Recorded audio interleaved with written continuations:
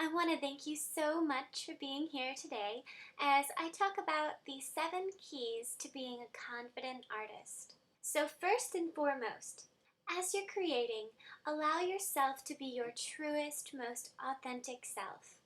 And equally as important, make sure you're creating because it brings your soul joy. As artists, we all have something unique to share with the world, and often we want our artwork to speak to people. We hope that our art will truly move people and make them feel something. But thinking about your audience while you're making art can actually be quite detrimental. Trust me, I know this firsthand. If you're constantly thinking along the lines of, what will people think of this? Or, is this really good enough? Or, why doesn't my art look like so and so's? Or, if you post a photo of your art, do you constantly check in on how many likes or comments your art receives? Are you basing the value of your art on other people's reactions? If you're asking those questions and you're obsessing over people's response to your Instagram or Facebook shares, guess what? You are never going to be confident or happy with your art. Instead, you're going to hold back a little bit, or in some cases, you might even hold back a lot.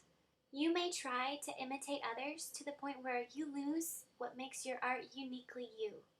And consequently, you're going to feel nervous to share your art because deep down, you know it's not coming from a sincere place.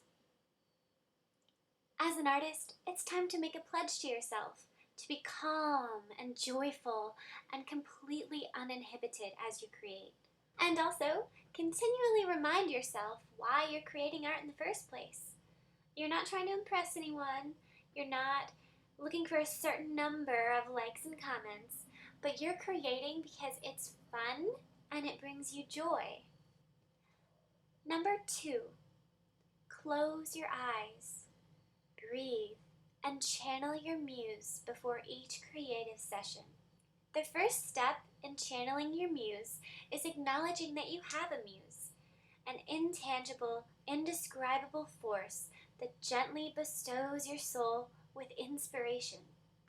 If you have trouble calling your muse, perhaps she can be aroused with calming music, or maybe more upbeat music, whatever tunes your soul thrives on while you create. You could also light candles and fill your space with your favorite incense, or maybe even try a new scent. Make sure that your desk or workspace is free of any and all clutter. Trust me, it does wonders.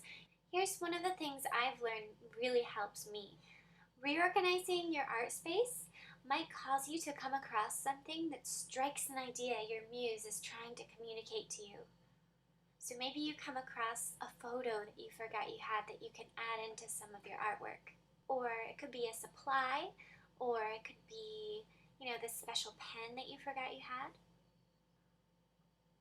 And the third key to being a confident artist, I want to lead off with a quote, and this is by Theodore Roosevelt. He assures us this: comparison is the thief of joy. If you're constantly comparing yourself and or your art to others, you need to resolve to stop doing that in this very moment. I'm serious, it's absolutely pointless.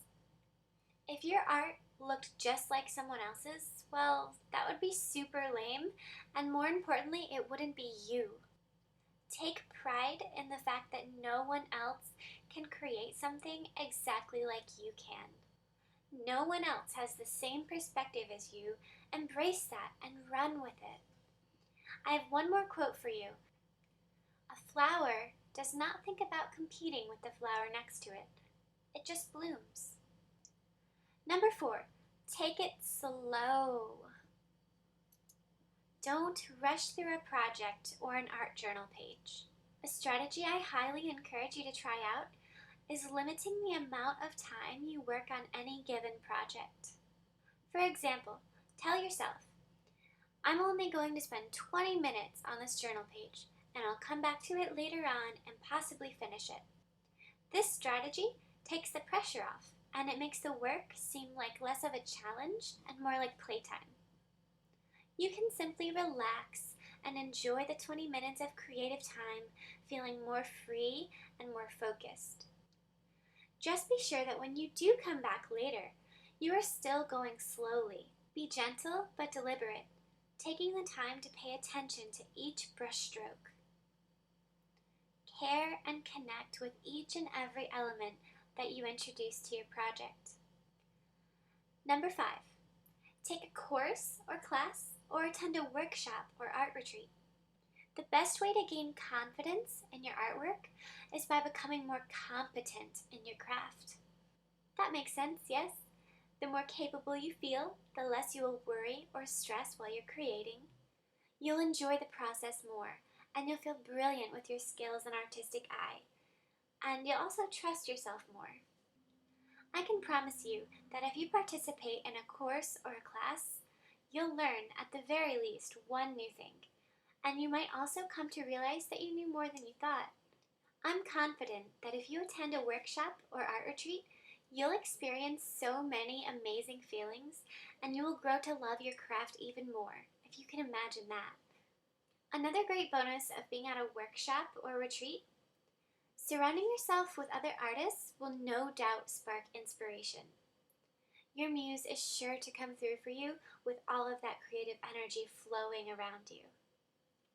Number 6, and this is very important, track your progress. Be sure you journal about all of the new things you try. Take photos of your projects. That way, when you come back to those photos later on, you'll see ever so clearly the progress you've made. And I encourage you to take photos of projects that you don't even necessarily like. And when you do look back, this is a time that I encourage you to compare yourself to yourself. Hint, hint, that's the only person you should ever compare yourself to. And the final key to being a confident artist would be this.